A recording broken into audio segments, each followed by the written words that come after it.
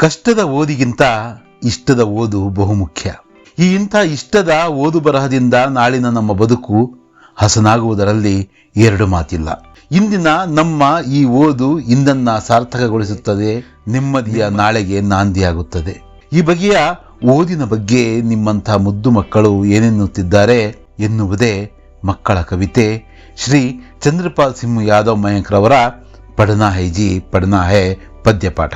ಸ್ವಾಗತ ನಿಮಗೆ ನಿಮ್ಮದೇ ಆದ ನಮ್ಮ ಹಿಂದಿ ಕ್ಲಾಸ್ಗೆ. ತೃತೀಯ ಭಾಷೆಯ ಹಿಂದಿಯನ್ನ ಸರಳವಾಗಿ ಕಲಿಯೋಣ.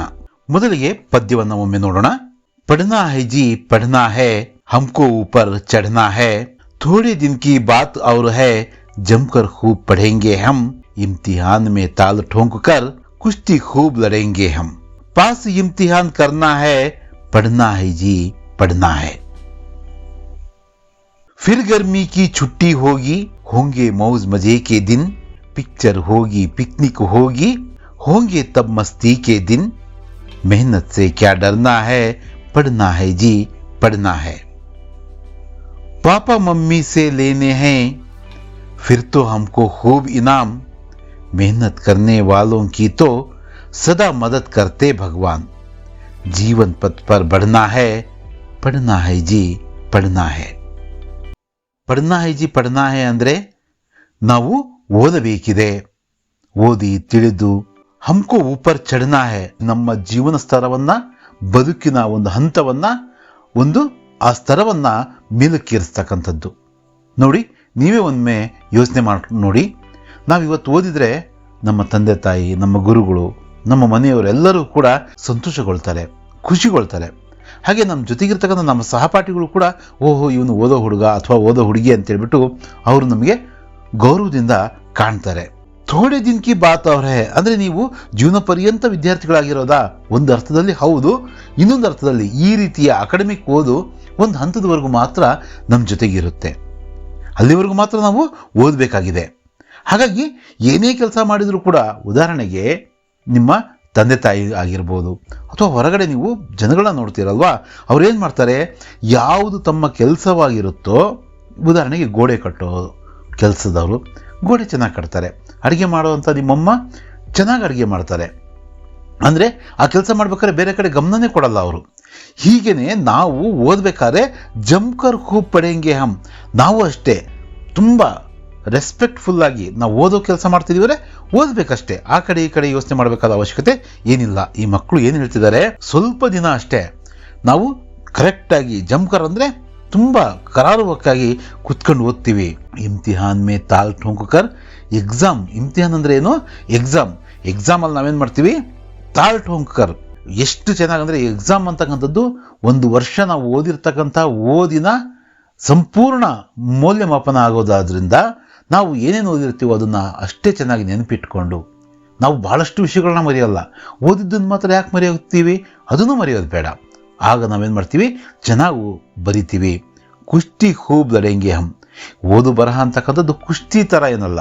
ಆದರೆ ಇಲ್ಲಿ ಮಕ್ಕಳು ಏನು ಹೇಳ್ತಿದ್ದಾರೆ, ಅಷ್ಟು ನಾವು ಕರಾರುವಕ್ಕಾಗಿ ಓದ್ತೀವಿ, ಬರಿತೀವಿ. ಹಾಗೆ ಅದನ್ನು ಎಕ್ಸಾಮಲ್ಲಿ ಅಷ್ಟೇ ಚೆನ್ನಾಗಿ ಅದನ್ನು ನಾವು ಓದಿದ್ದನ್ನು ಬರೆದಿದ್ದನ್ನು ಅಲ್ಲಿ ಕೇಳಿರೋ ಪ್ರಶ್ನೆಗೆ ಸರಿಯಾಗಿ ಉತ್ತರಿಸಿ ನಾವು ಶಬಾಷ್ ಅನ್ನಿಸ್ಕೊಳ್ತೀವಿ. ಪಾಸ್ ಇಮ್ತಿಹಾನ್ ಕರ್ನಾ ಹೈ, ಪಢನಾ ಹೈ ಜಿ ಪಢನಾ ಹೈ. ಜೀವನನೇ ಒಂದು ಪರೀಕ್ಷೆ ಇದ್ದ ಹಾಗೆ. ನಾವೇನು ಮಾಡ್ತೀವಿ, ಇದರಲ್ಲಿ ಉತ್ತೀರ್ಣರಾಗೋದಕ್ಕೆ ಬಂದಿರತಕ್ಕಂಥದ್ದು, ಪಾಸ್ ಆಗೋದಕ್ಕೆ ಬಂದಿರೋದು. ನಾವು ಪಾಸ್ ಇಮ್ತಿಹಾನ್ ಕರ್ನಾ ಅಂದರೆ ಈ ಪರೀಕ್ಷೆಯನ್ನು ಪಾಸ್ ಮಾಡಬೇಕು. ನಾವು ಯಾವ ಪರೀಕ್ಷೆ ಅಲ್ಲ ಆದರೂ ಕೂಡ ನಾವು ನೋಡೋದಕ್ಕಲ್ಲ, ಸುಮ್ಮನೆ ಟ್ರಯಲ್ ಹೊಡೆಯೋದಕ್ಕೆ ನಾವು ಓದ್ತಾ ಇಲ್ಲ. ಯಾರೂ ಹಾಗೆ ಮಾಡ್ತಾ ಇಲ್ಲ. ಓದೋವಂಥ ನಾವು ಮಾತ್ರ ಯಾಕೆ ಫೇಲ್ ಆಗೋದು, ನಾವು ಅದನ್ನು ಪಾಸ್ ಮಾಡೋಣಂತೆ.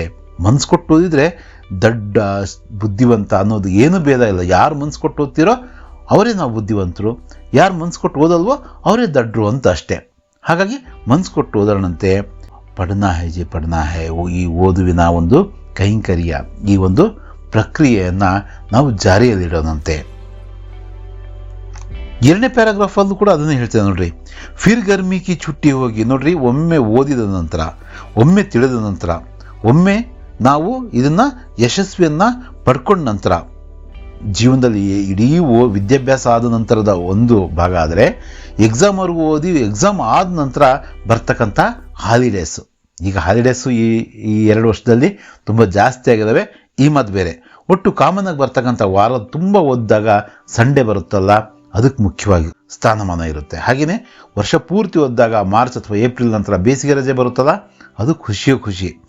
ಹೋಂಗೆ ಮೌಜ್ ಮಜೆಕಿ ದಿನ, ಹಾಗೆ ಬಂದಂತಹ ರಜೆಗಳಲ್ಲಿ ನಾವು ಖುಷಿಯಾಗಿರ್ಬೋದು, ಆಟವನ್ನು ಆಡ್ಬೋದು, ಪಿಕ್ಚರ್ ಹೋಗಿ ಪಿಕ್ನಿಕ್ ಹೋಗಿ ಅಂತ ಹೇಳಿದ ಆಗ ರಜೆಗಳಿದ್ದಾವೆ ಅಂತ ಹೇಳ್ಬಿಟ್ಟು ತಂದೆ ತಾಯಿ ಕೇಳಿಬಿಟ್ಟು ನಾವು ಮೂವಿಗೆ ಹೋಗ್ಬೋದು, ಪಿಕ್ನಿಕ್ ಹೋಗ್ಬೋದು. ಹೋಂಗೆ ತಮ್ಮ ಮಸ್ತಿಕೆ ದಿನ, ಹೊರಗಡೆ ಓಡಾಡಿ ಫ್ರೆಂಡ್ಸ್ ಜೊತೆಗೆ ಅಥವಾ ಅಜ್ಜ ಅಜ್ಜಿ ಊರಿಗೆ ಹೋಗಿ ನಾವೇನು ಮಾಡ್ಬೋದು, ಖುಷಿಯಾಗಿ, ಮಸ್ತಿ ಅಂದರೆ ಖುಷಿಯಾಗಿ ನಾವೇನು ಮಾಡ್ಬೋದು, ಆ ದಿನಗಳನ್ನು ನಾವು ಕಳಿಬಹುದು. ಯಾವಾಗ ಖುಷಿಯಾಗುತ್ತೆ ಅಂದರೆ ನಾವು ಹಸ್ಕೊಂಡು ಆದಮೇಲೆ ನಾವು ಊಟ ಮಾಡಿದರೆ ಖುಷಿ ಅನಿಸುತ್ತೆ. ದಿನಾ ಆಡ್ತಾ ಇದ್ದರೆ ಆಟದಲ್ಲಿ ಏನು ಖುಷಿ, ದಿನಾ ರಜೆಯಲ್ಲಿದ್ದರೆ ರಜೆ ಅನ್ನೋದೇನು ಸಂತೋಷ ಕೊಡುತ್ತೆ, ಇಲ್ಲ ತಾನೆ? ಹಾಗೆಯೇ ವರ್ಷ ಪೂರ್ತಿ ನಾವು ಓದಿ ಬರೆದು ಒಳ್ಳೆ ಸಾಧನೆಯನ್ನು ನಾವು ಪರೀಕ್ಷೆಯಲ್ಲಿ ಮಾಡಿದಾಗ ಆಗ ನಮಗೆ ಬರ್ತಕ್ಕಂಥ ರಜೆ ಇದೆಯಲ್ಲ, ಅದು ಖುಷಿ ಕೊಡುತ್ತೆ. ಹಸಿದವರಿಗೆ ಊಟ, ಬಾಯಾರಿಕೆ ಆದವ್ರಿಗೆ ನೀರು ಏನು ಖುಷಿ ಕೊಡುತ್ತೆ, ಹಾಗೆ ರಜೆ ಯಾರಿಗೆ ಖುಷಿ ಕೊಡುತ್ತಪ್ಪ ಅಂದರೆ ಯಾರು ಶ್ರಮದ ಓದಿನೊಂದಿಗೆ ದಿನಗಳನ್ನು ಕಳೆದಿರ್ತೀರೋ ಅವರಿಗೆ ಈ ರಜೆ ಅಂತಕ್ಕಂಥದ್ದು, ಈ ಹಾಲಿಡೇಸ್ ಅಂತಕ್ಕಂಥವು ತುಂಬ ಖುಷಿ ಫ್ರೂಟ್ಫುಲ್ಲಾಗಿ ಕಾಣಿಸುತ್ತೆ. ಮೆಹನತ್ ಸೆ ಕ್ಯಾ ಡರ್ನಾ ಹೇ, ಪಡ್ನಾ ಹೇ ಜಿ ಪಡ್ನಾ ಹೇ. ಇದು ಶ್ರಮ, ಇದು ದುಡಿಮೆ ಅಲ್ವೇ ಅಲ್ಲ. ಆದರೂ ಕೂಡ ಕುತ್ಕೊಂಡು ಓದೋದಕ್ಕೆ ಒಂದು ಮನಸ್ಸು ಬೇಕು. ಆ ಥರದ ಗಟ್ಟಿ ಮನಸ್ಸು ಮಾಡಿ ನಾವು ಕುತ್ಕೊಂಡು ಓದೋಣಂತೆ. ಶ್ರಮಕ್ಕೆ, ದುಡಿಮೆಗೆ ಯಾರಾದರೂ ಹೆದರ್ತಾರ?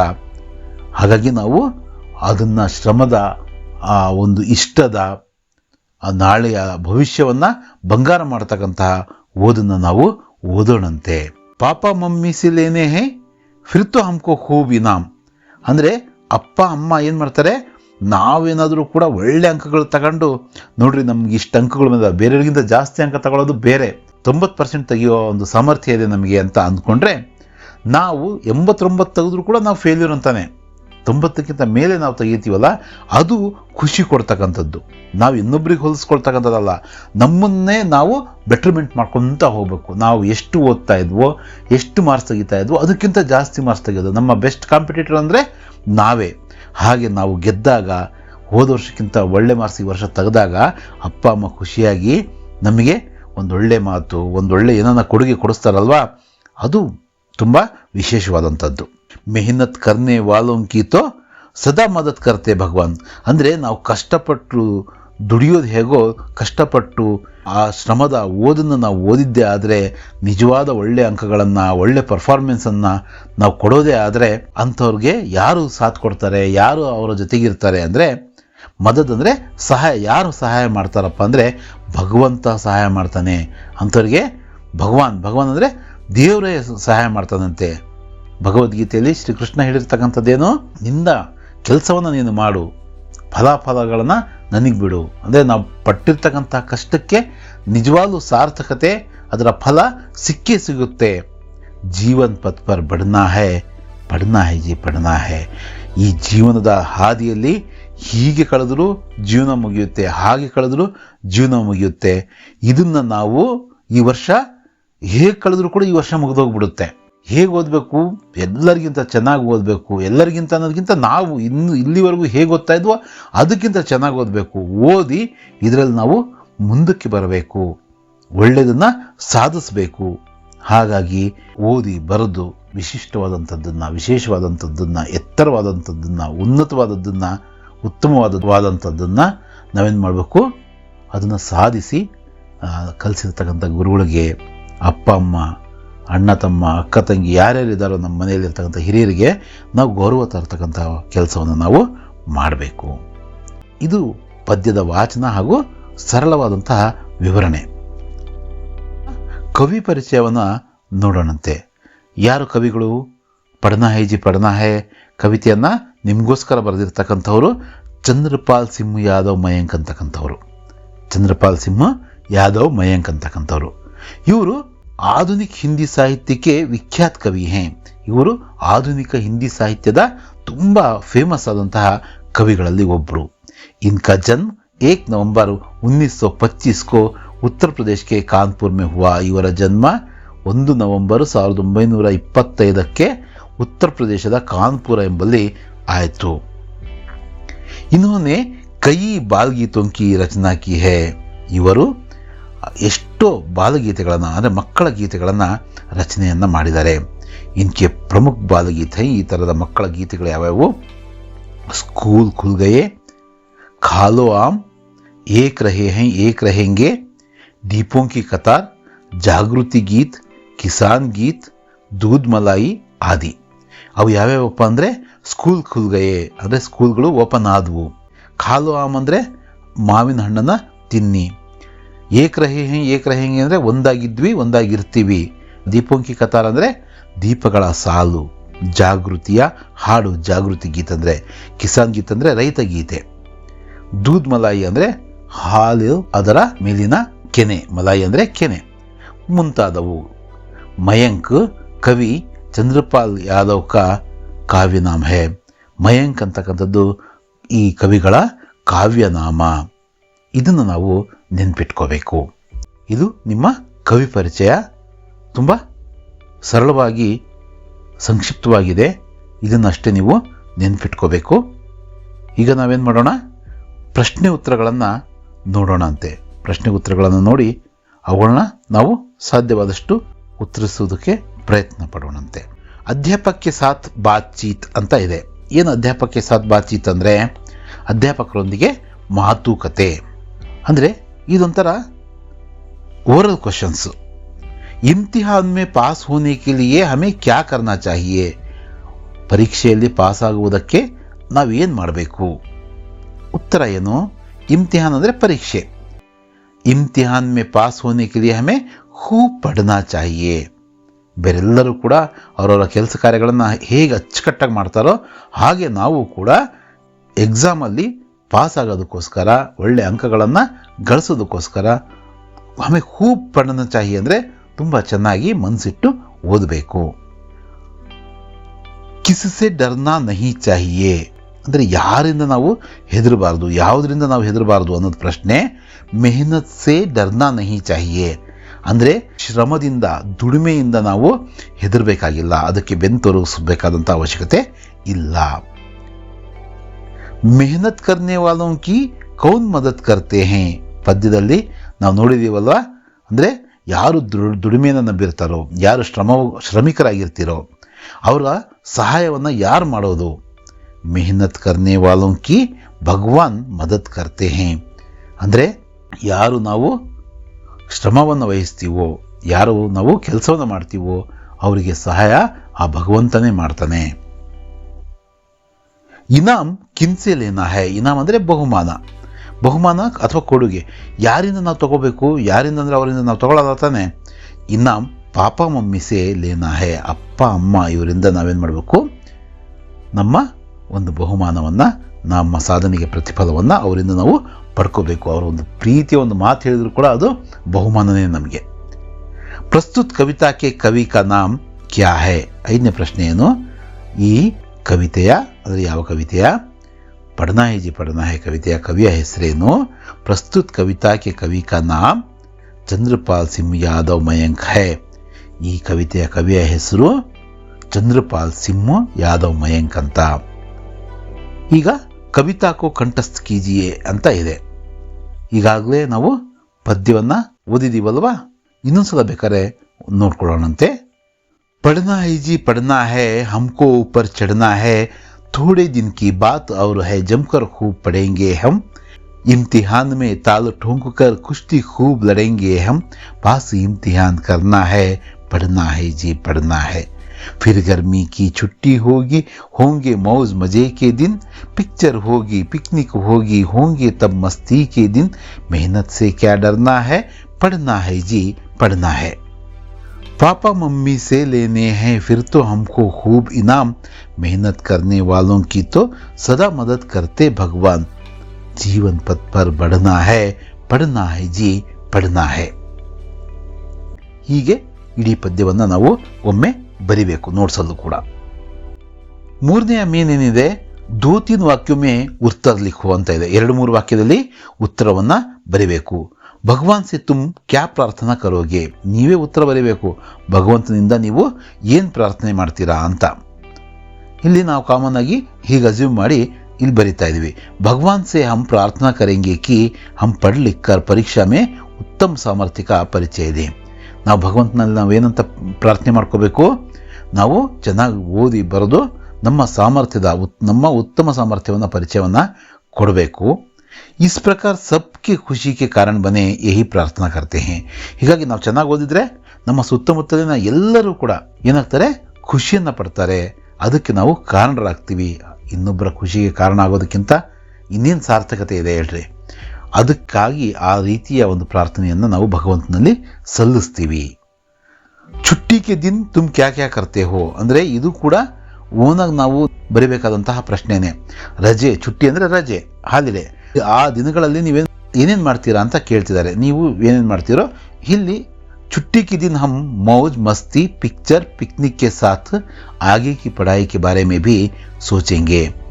ನಾವು ರಜೆಗಳಲ್ಲಿ ಏನು ಮಾಡ್ತೀವಿ, ಖುಷಿಯಾಗಿರ್ತೀವಿ, ಆಟವನ್ನು ಆಡ್ತೀವಿ, ಪಿಕ್ಚರ್ಗೆ ಹೋಗ್ತೀವಿ, ಪಿಕ್ನಿಕ್ಗೆ ಹೋಗ್ತೀವಿ. ಹಾಗೆಯೇ ಮುಂದಿನ ವರ್ಷದ, ಈಗ ನೀವು 7ನೇ ಕ್ಲಾಸಲ್ಲಿ ಎಕ್ಸಾಮ್ ಬರೆದ ನಂತರ ಹಾಲಿಡೇಯಲ್ಲಿ ಏನು ಮಾಡ್ತೀರಾ, ಇವೆಲ್ಲ ಕೆಲಸ ಮಾಡ್ತೀರಾ. ಹಾಗೆಯೇ ಮುಂದಿನ ವರ್ಷ ಏನಿದೆ ಸಿಲೆಬಸ್ಸು, ಯಾವ ಪಾಠಗಳು ಬರ್ತವೆ, ಹೇಗೆ ಓದಬೇಕು ಅಂತಕ್ಕಂಥ ಒಂದು ಪ್ಲಾನ್ ಮಾಡ್ತೀರಲ್ವಾ, ಅದನ್ನೇ ಇಲ್ಲಿ ಬರೆಯಲಾಗಿದೆ. ಮುಂದಿನ ಮೇನ್ ನೋಡೋದಾದರೆ, ಕನ್ನಡ ಮೇ ಭಾವಾರ್ಥ ಲಿಖೋ, ಪಾಪಾ ಮಮ್ಮಿ ಸೆ ಲೇನೆ ಹೈ, ಫಿರ್ ತೋ ಹಮ್ಕೋ ಖೂಬಿನಾ, मेहनत करने वालों की तो सदा मदद करते भगवान. ಇದು ನಾವು ಆಲ್ರೆಡಿ ಕನ್ನಡದಲ್ಲಿ ಮಾತಾಡಿದ್ದೀವಿ. ಇದನ್ನು ಒಂದ್ಸಲ ಬರೆಯೋದಾದರೆ ಹೇಗೆ ಬರೀಬೇಕು ಅದನ್ನು ನಾವು ನೋಡ್ಕೊಳ್ಳೋಣಂತೆ. ಪ್ರಸ್ತುತ ಪದ್ಯಭಾಗವನ್ನು ಶ್ರೀ ಚಂದ್ರಪಾಲ್ ಸಿಂಗ್ ಯಾದವ್ ಮಯಾಂಕ್ರ್ ಅವರು ಏನು ಮಾಡಿದ್ದಾರೆ, ರಚಿಸಿದ್ದಾರೆ. ಪಡ್ನಾ ಹೈಜಿ ಪಡ್ನಾ ಹೈ ಪದ್ಯಪಾಠದಿಂದ ಇದನ್ನು ಆಯ್ದುಕೊಳ್ಳಲಾಗಿದೆ. ಮಕ್ಕಳು ಪರೀಕ್ಷೆಯಲ್ಲಿ ಉತ್ತಮ ಸಾಮರ್ಥ್ಯ ತೋರಿದ ನಂತರ ತಂದೆ ತಾಯಿಗಳಿಂದ ಪಡೆಯುವ ಬಹುಮಾನಗಳ ಬಗ್ಗೆ ಇಲ್ಲಿ ಹೇಳಲಾಗಿದೆ. ಈ ಪದ್ಯದಲ್ಲಿ ಅದನ್ನೇ ಹೇಳಲಾಗಿದೆ ಅಲ್ವಾ. ದುಡಿಮೆಯ ಶ್ರಮಿಕರಿಗೆ ಭಗವಂತ ಎಂದೆಂದಿಗೂ ಸಹಾಯಕ್ಕಿರುತ್ತಾನೆ ಎಂದು ಇಲ್ಲಿ ತಿಳಿಸಲಾಗಿದೆ. ಆಸ್ಥೆಯಿಂದ ಅಂದರೆ ಇಂಟ್ರೆಸ್ಟಿಂದ ಅಭ್ಯಾಸಕ್ಕಿಳಿದ ವಿದ್ಯಾರ್ಥಿಗಳು ಇದು ಮಾಡ್ಕೋಬೇಕು, ವಿದ್ಯಾರ್ಥಿಗಳು ತಮ್ಮ ಶ್ರಮದ ಫಲದ ಕುರಿತು ಇಲ್ಲಿ ಮಾತನಾಡಿದ್ದಾರೆ. ಈ ಪದ್ಯಭಾಗದಲ್ಲಿ ಇಷ್ಟನ್ನೇ ಹೇಳಲಾಗಿದೆ. ಅಪ್ಪ ಅಮ್ಮನಿಂದ ನಾವು ನಮ್ಮ ಸಾಧನೆಗೆ ತಕ್ಕಂಥ ಬಹುಮಾನಗಳನ್ನು ಪಡ್ಕೊತೀವಿ. ಹಾಗೆ ನಮ್ಮ ಸಾಧನೆಗೆ, ನಮ್ಮ ಶ್ರಮಕ್ಕೆ ಭಗವಂತ ಎಂದೆಂದಿಗೂ ಕೂಡ ಏನು ಮಾಡ್ತಾನೆ, ಸಹಾಯಕ್ಕಿರ್ತಾನೆ ಅನ್ನೋ ಮಾತು ಇಲ್ಲಿ ಹೇಳಲಾಗಿದೆ. ಅದನ್ನೇ ನಾವು ಇಲ್ಲಿ ಬರೀಬೇಕು. ನಮೂನೆ ಕೆ ಅನುಸಾರ ತೂಕ್ ವಾಲೆ ಶಬ್ದೋಂ ಕೋ ಲಿಖೋ ಅಂದರೆ ಇಲ್ಲಿ ಒಂದು ಎಕ್ಸಾಂಪಲ್ ಕೊಟ್ಟಿದ್ದಾರಲ್ವಾ, ಅದರ ರೀತಿಯಲ್ಲಿ ನಾವೇನು ಮಾಡಬೇಕು, ತೂಕ್ ವಾಲೆ ಶಬ್ದ ಅಂದರೆ ರೈಮಿಂಗ್ ವರ್ಡ್ಸ್ನ ನಾವು ಬರೀಬೇಕು. ಪಡ್ನಾ ಚಡ್ನಾ ಅನ್ನೋದು ನಿಮಗೆ ಕೊಟ್ಟಿರ್ತಕ್ಕಂತಹ ಒಂದು ಎಕ್ಸಾಂಪಲ್. ಏನು ಎಕ್ಸಾಂಪಲ್ ಇದೆ, ಪಡ್ನಾ ಚಡ್ನಾ ಅಂತ ಇದೆ ಅಲ್ವಾ, ಇದು ನಿಮ್ಮ ಎಕ್ಸಾಂಪಲ್ಲು. ನಾವು ಉಳಿದ 4 ನಾವು ಬರೆಯಬೇಕು ರೈಮಿಂಗ್ ವರ್ಡ್ಸ್ನ. ಪಡೆಂಗೆ, ಲಡೆಂಗೆ, ಬಡ್ನಾ, ಪಡ್ನಾ, ಡರ್ನಾ, ಪಡ್ನಾ, ಕರ್ನಾ, ಪಡ್ನಾ. ಇನ್ನೊಂದ್ಸಲ ಹೇಳೋಣವಾ, ಪಡೆಂಗೆ, ಲಡೆಂಗೆ, ಬಡ್ನಾ, ಪಡ್ನಾ, ಡರ್ನಾ, ಪಡ್ನಾ, ಕರ್ನಾ, ಪಡ್ನಾ. ಇವೆಲ್ಲವೂ ಕೂಡ ನಿಮ್ಮ ಪದ್ಯದಲ್ಲಿರ್ತಕ್ಕಂತಹ ರೈಮಿಂಗ್ ವರ್ಡ್ಸ್. ಇವನ್ನು ನಾವು ಬರೀಬೇಕು. ನಮೂನೆ ಕೆ ಅನುಸಾರ ಸಹಿ ಅರ್ಥವಾದ ಶಬ್ದೋಂ ಕಾ ಮಿಲಾನ್ ಕರೆ. ಇದು ಮಿಲಾನ್, ಟೈಪಿಂಗ್ ಮಿಸ್ಟೇಕ್ ಆಗಿದೆ. ಇದನ್ನು ನಾವು ಮಿಲಾನ್ ಅಂತ ಬರೀಬೇಕು. ಮಿಲಾನ್ ಕರು ಅಂತ ಇಲ್ಲಿ ಹೇಳಲಾಗಿದೆ, ಅಂದರೆ ಹೊಂದಿಸಿ ಬರೀತಕ್ಕಂಥದ್ದು. ಮೆಹನತ್ ಪರಿಶ್ರಮ್, ಇದು ಅವರೇ ಕೊಟ್ಟಿರ್ತಕ್ಕಂಥ ಒಂದು ಎಕ್ಸಾಂಪಲ್ಲು. ಯಾವುದು, ಮೆಹನತ್ ಪರಿಶ್ರಮ ಅಂತಕ್ಕಂಥದ್ದು. ಇನಾಮ್ ಅಂದರೆ ಪುರಸ್ಕಾರ, ಅಂದರೆ ಬಹುಮಾನ. ಮದದ್ ಅಂದರೆ ಸಹಾಯತ. ಇಮ್ತಿಹಾನ್ ಪರೀಕ್ಷಾ. ಪಥ್ ಮಾರ್ಗ್, ಪಥ್ ಅಂದರೆ ದಾರಿ, ರಸ್ತೆ, ಮಾರ್ಗ. ಇನ್ಮೆ 5 ಖೇಲೋಂ ಕೆ ನಾಮ್ ಚಿಪೆ ಹೈ ಢೂಂಢ್ ಕರ್ ಲಿಖೋ. ಇಲ್ಲಿ ಪದಬಂಧದ ರೀತಿಯಲ್ಲಿ ಕೊಟ್ಟಿದ್ದಾರೆ. 5 ಆಟಗಳ ಹೆಸರುಗಳು ಇಲ್ಲಿ ಇದಾವಂತೆ. ನೀವೇನು ಮಾಡಬೇಕು, ಹುಡುಕಿ ಬರೀಬೇಕು. ಉದಾಹರಣೆಗೆ ಹಾಕಿ ಇದೆ ನೋಡ್ರಿ ಇಲ್ಲಿ, ಹೀಗೆ. ಮತ್ತು ಖೋ ಖೋ ಇದೆ, ಕಬಡ್ಡಿ ಇದೆ, ಮತ್ತೇನಿದೆ, ಗೇಂದ್ ಬಲ್ಲ ಇದೆ. ಏನಿದೆ, ಗೇಂದ್ ಬಲ್ಲ ಇದೆ ನೋಡ್ರಿ ಇಲ್ಲಿ. ಹಾಗೆಯೇ ಇನ್ನೇನಿದೆ, ಕ್ರಿಕೆಟ್ ಇದೆ ನೋಡ್ರಿ ಇಲ್ಲಿ. ಕ್ರಿಕೆಟ್ ಸಹ ಇದೆ. ಇವನ್ನು ನಾವು ಹುಡುಕಿ ಬರೀಬೇಕು. ಯಾವ್ಯಾವ ಆಟಗಳನ್ನು ನಾವು ಗುರುತಿಸಿದ್ವಿ, ಹಾಕಿ, ಕಬಡ್ಡಿ, ಕ್ರಿಕೆಟ್, ಗೇಂದ್ ಬಲ್ಲ, ಖೋ ಖೋ. ಇಷ್ಟ ಆಟಗಳು ಹೆಸರುಗಳು ಅಲ್ಲಿ ನಾವು ಪದಬಂಧದಲ್ಲಿದ್ದಾವೆ, ಅವನ್ನು ಹುಡುಕಿ ನಾವಿಲ್ಲಿ ಬರೆದಿದ್ದೀವಿ. नीचे 6 ऐसे शब्द लिखो जिनमें 3-3 अक्षर हो. ಉದಾಹರಣೆಗೆ ಕಮಲ ಅಂತ ಕೊಟ್ಟಿದ್ದಾರೆ. 6 ಪದಗಳನ್ನು ಬರೀಬೇಕು, ಅದರಲ್ಲಿ 3 ಅಕ್ಷರಗಳೇ ಇರಬೇಕು. ಇಲ್ಲಿ ಯಾವುದೇ ಇಲ್ಲದೆ ಇರತಕ್ಕಂತಹ ಒಂದು 6 ಇವನ್ನು ಬರೆದಿದ್ದೀವಿ. ಅವರೇ ಕೊಟ್ಟಿರ್ತಕ್ಕಂಥ ಉದಾಹರಣೆ ಯಾವುದು? ಕಮಲ್ ಅಂತಕ್ಕಂಥದ್ದು ಅವ್ರು ಕೊಟ್ಟಿರ್ತಕ್ಕಂತಹ ಉದಾಹರಣೆ. ಈ ಥರದ 3 ಅಕ್ಷರದ ಇನ್ನಷ್ಟು ಪದಗಳನ್ನು ಬರೆಯೋಣಂತೆ. ಕಲಂ, ನಯನ್, ಮಹಲ್, ಭವನ್, ಜಲಜ್, ಬಹನ್. ಇಷ್ಟನ್ನು ನಾವು ಬರೆದರೆ ನಿಮ್ಮ ಮೊದಲ ಪದ್ಯಪಾಠದ ಅಭ್ಯಾಸಕ್ಕಿರುವ ಎಲ್ಲ ಪ್ರಶ್ನೆಗಳಿಗೂ ನಾವು ಉತ್ತರಿಸಿದವರಾಗ್ತೀವಿ. ಇವನ್ನ ನೀವು ನೀಟಾಗಿ ನಿಮ್ಮ ನೋಟ್ಬುಕ್ಕಲ್ಲಿ ಬರ್ಕೊಳ್ರಿ.